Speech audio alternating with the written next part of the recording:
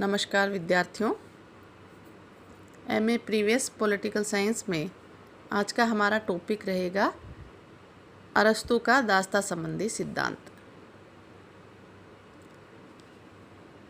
यूनानी समाज का आधार क्योंकि दास प्रथा थी और अरस्तू के समय में अधिक से अधिक दास रखे जाते थे, क्योंकि अरस्तु एक स्वयं बुद्धिवादी और व्यावहारिक विचारक रहे हैं और उनका दृष्टिकोण हमेशा वैज्ञानिक रहा और उन्हें वैज्ञानिक अध्ययन का प्रवर्तक भी कहा जाता है।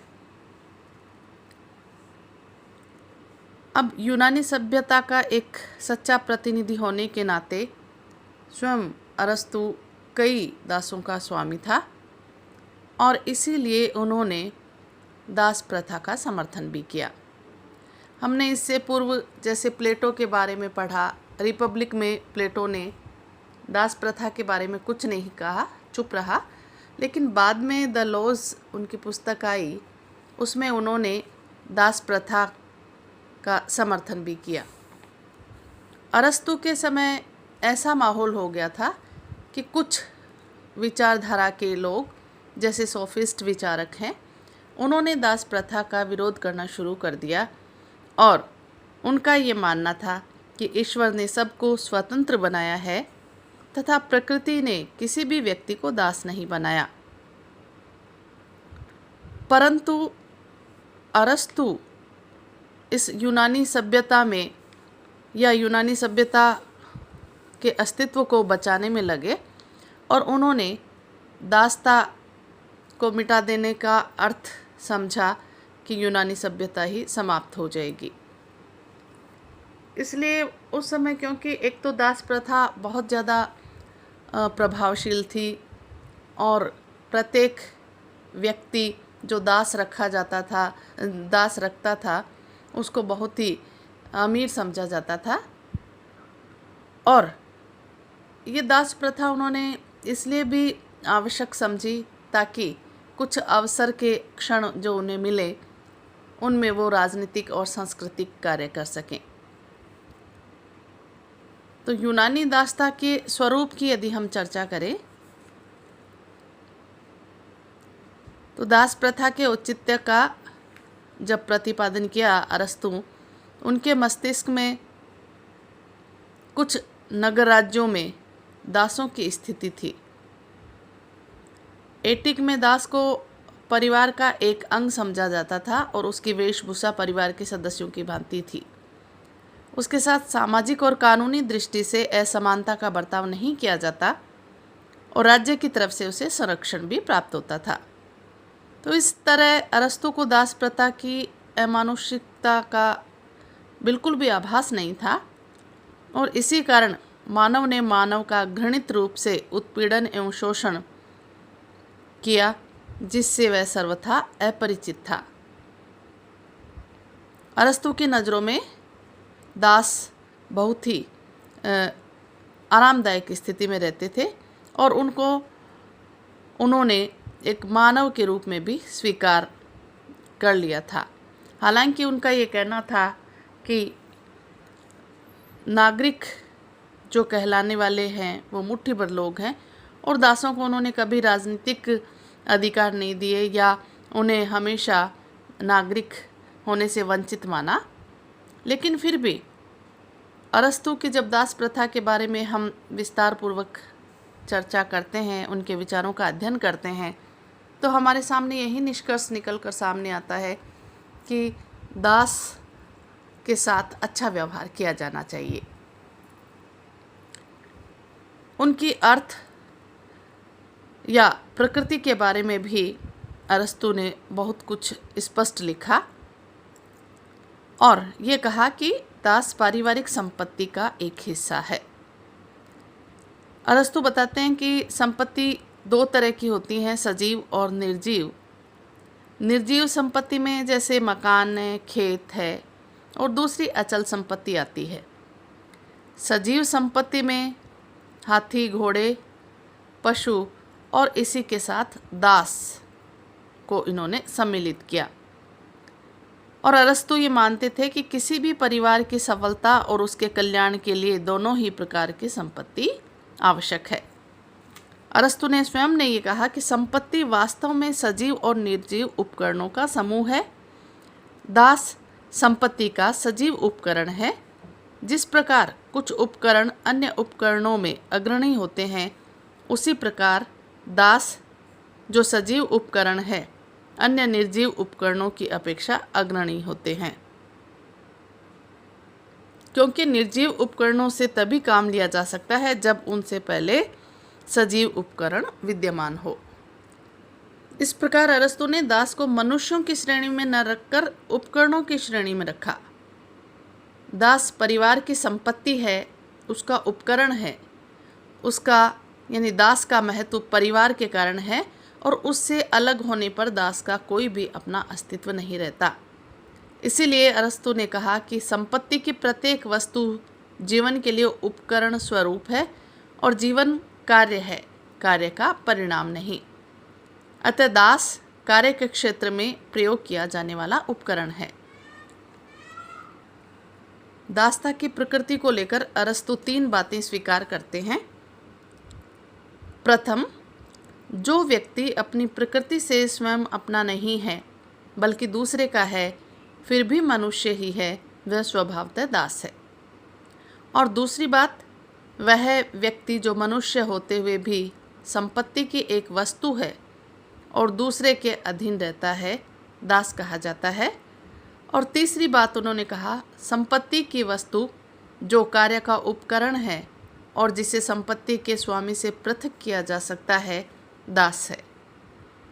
अरस्तु ने इसे स्वीकार करते हुए कहा कि स्वामी अपने दास का स्वामी तो होता है, पर वह उसी का नहीं होता। इसके विपरीत दास न केवल अपने स्वामी का दास ही होता है, बल्कि पूरा का पूरा उसी का होता है। यहीं से पता चलता है कि दास का स्वरूप क्या है। जो प्रकृति से ही अपना नहीं बल्कि किसी और का है, वह प्रकृति से ही दास है, और जो मनुष्य होते हुए भी किसी और का है, वह भी संपत्ति है। अतः संपत्ति को कार्य संपादन का उपकरण कह सकते हैं, जिसका अपने स्वामी से पृथक अस्तित्व हो सकता है। अरस्तु ने दासता को उचित ठहराया, और जैसा कि फॉस्टर ने कहा, यथार्थ में अरस्तु उपयोगिता के आधार पर दासता के औचित्य का प्रतिपादन करता है। और बार्कर ने भी यही कहा कि अरस्तु की दासता की धारणा तथ्यों के निष्पक्ष अवलोकन से प्राप्त होने वाले निष्कर्षों की उपेक्षा आवश्यकता के औचित्य पर आधारित है। तो उन्होंने दास प्रथा को उचित ठहराया और इसके पीछे कुछ तर्क दिए। सबसे पहला तर्क अरस्तु देते हैं कि दासता प्राकृतिक है। अरस्तु का ये मानना था कि कुछ व्यक्ति, क्योंकि प्रकृति का यह नियम है, उत्कृष्ट होते हैं और कुछ निकृष्ट होते हैं, और निकृष्ट व्यक्ति पर उत्कृष्ट व्यक्ति हमेशा शासन करता है, और यही विषमता प्रकृति का नियम है। मनुष्य में स्वाभाविक और प्राकृतिक रूप से असमानताएं होती है। सभी मनुष्य एक सी बुद्धि, योग्यता और गुण लेकर उत्पन्न नहीं होते। दासता प्राकृतिक असमानता का ही परिणाम है। मूर्ख और बुद्धिहीन व्यक्ति दास बनने के योग्य हैं, और कुशल तथा बुद्धिमान व्यक्ति स्वामी बनने के योग्य है। अरस्तु ये कहते हैं कि विषमता तो प्रकृति का नियम है। कुछ व्यक्ति जन्म से ही स्वामी होते हैं और तो कुछ दास होते हैं। कुछ व्यक्ति शासन करने के लिए पैदा होते हैं और कुछ शासित होने के लिए, कुछ आज्ञा देने के लिए और कुछ आज्ञा पाने के लिए जन्म लेते हैं। शासक और शासित या स्वामी और सेवक का यह अंतर सारी जड़ चेतन प्रकृति में व्याप्त है। प्रकृति ने जिन्हें स्वामी बनाया है उनमें बौद्धिक बल की, और जिन्हें दास बनाया है उनमें शारीरिक बल की प्रधानता होती है। इस तरह बौद्धिक असमानता और शारीरिक क्षमता के आधार पर व्यक्ति निकृष्ट और उत्कृष्ट अर्थात दास और स्वामी कहलाते हैं। तो इस तरह से जब हम अरस्तु की दास प्रथा को पढ़ते हैं तो उन्होंने यही कहा कि व्यक्ति यदि वह दूसरे की संपत्ति बनने के योग्य है तो वह प्रकृति से दास है। क्यों प्रकृति ने कुछ व्यक्तियों को शरीर से ऐसा बनाया है, उनका मानना है, जो कि शारीरिक श्रम संबंधी ही कार्य कर सकते हैं। इसके विपरीत स्वामी, उनका शारीरिक गठन और शारीरिक श्रम के योग्य तो शरीर नहीं होता, पर नागरिक जीवन के अनेक कार्यों को संपादन करने के लिए वे ही पूर्ण उपयुक्त होते हैं। तो जब हम अरस्तु के इस तरह के विचार पढ़ते हैं तो हमें लगता है कि अरस्तु ने दास प्रथा को उचित ठहराने के लिए उसे प्रकृति का सहारा भी लिया। दूसरी बात वो करते हैं, दास प्रथा दोनों पक्षों के लिए उपयोगी है, क्योंकि जो दास है वो स्वामी के लिए अत्यंत उपयोगी है और बुद्धिमान और विवेक संपन्न स्वामी जो राजकार्य एवं बौद्धिक एवं नैतिक गुणों के विकास के लिए समय और विश्राम की आवश्यकता महसूस करते हैं, यानी उनके पास में समय चाहिए और इस समय के लिए अवकाश का नाम लिया उन्होंने, और ये तभी मिल सकता है जब उनके पास दास हों काम करने वाले, और जब उनके पास दास होंगे तो वो अपने सभी कार्य आसानी से संपन्न कर सकते हैं और इसके साथ ही साथ वे राजनीतिक और बौद्धिक कार्य भी कर सकते हैं। दासों के बिना सुखी जीवन यापन स्वामी नहीं कर सकता, अतः स्वामी के दृष्टिकोण से दास प्रथा उचित है।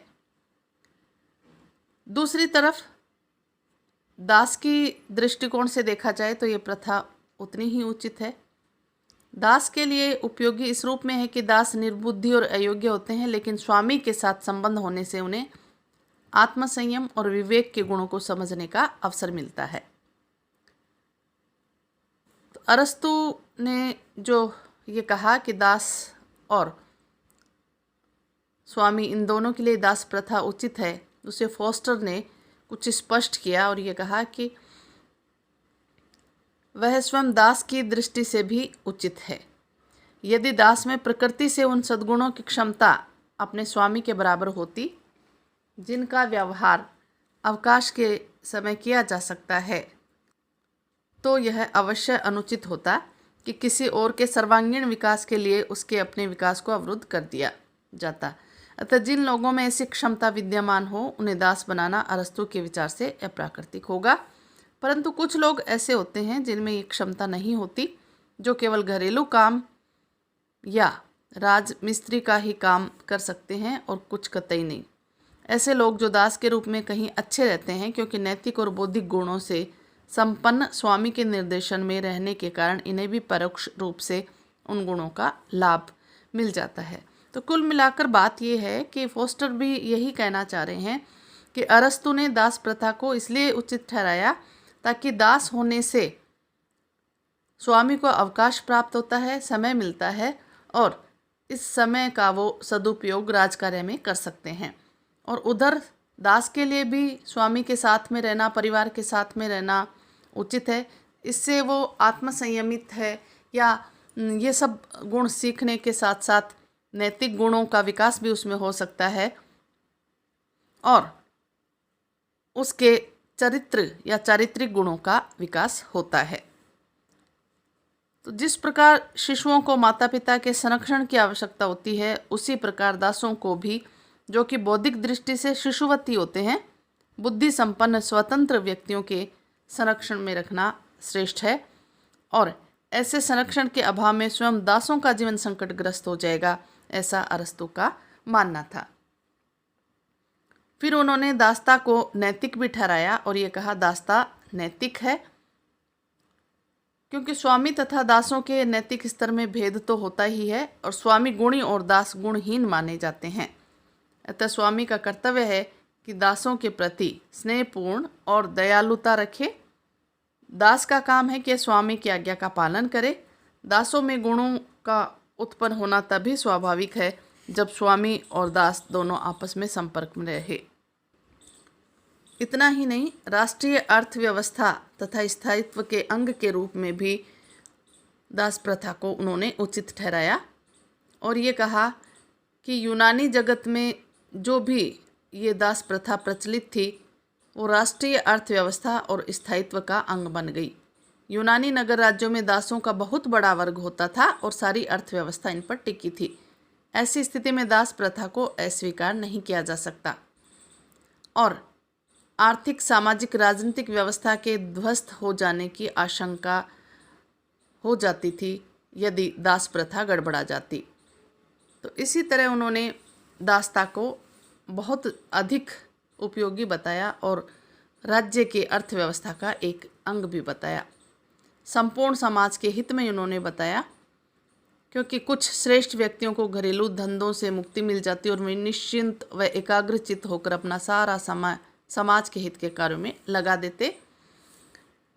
विवेकीय दृष्टिकोण के आधार पर दास प्रथा का औचित्य बताते हुए अरस्तु ने कहा कि समस्त संसार में शासक और शासित का सिद्धांत प्रचलित है। यह सिद्धांत समाज में ही नहीं बल्कि अचेतन वस्तुओं में भी होता है। इसका उदाहरण भी उन्होंने दिया कि यंत्र भी बड़े और छोटे होते हैं। बड़ा यंत्र छोटे यंत्र को अपना सहायक बनाकर रखता है। आत्मा शरीर को निरंकुशता से शासित करती है। स्वामी और दास के आपसी संबंध बिल्कुल आत्मा और शरीर के समान है। जिस प्रकार आत्मा शरीर पर शासन करती है, उसी प्रकार दास पर स्वामी का शासन विवेकशील है। और कहीं कहीं तो उन्होंने युद्ध का आधार भी बताया है दास प्रथा को, क्योंकि युद्ध में पराजित व्यक्ति को अरस्तु दास बनाने के पक्ष में है और वह विजेता पर इस बात का निर्णय लेने के लिए छोड़ देता है कि पराजित व्यक्ति को दास बनाया जाए या नहीं। इस प्रकार इसको वह वैधानिक दासता की संज्ञा देता है और युद्ध को दासता का आधार मानते हुए भी अरस्तु गृह युद्ध में पराजित होने पर यूनानी को दास बनाने के पक्ष में कभी भी नहीं रहे हैं। जब हम इस तरह की बातें पढ़ते हैं, अरस्तु के विचार पढ़ते हैं, तो हमें लगता है कि निश्चित रूप से कहीं ना कहीं अरस्तु दास प्रथा से प्रभावित थे और तत्कालीन समय को देखते हुए ही उन्होंने दास प्रथा को उचित ठहराया। धन्यवाद।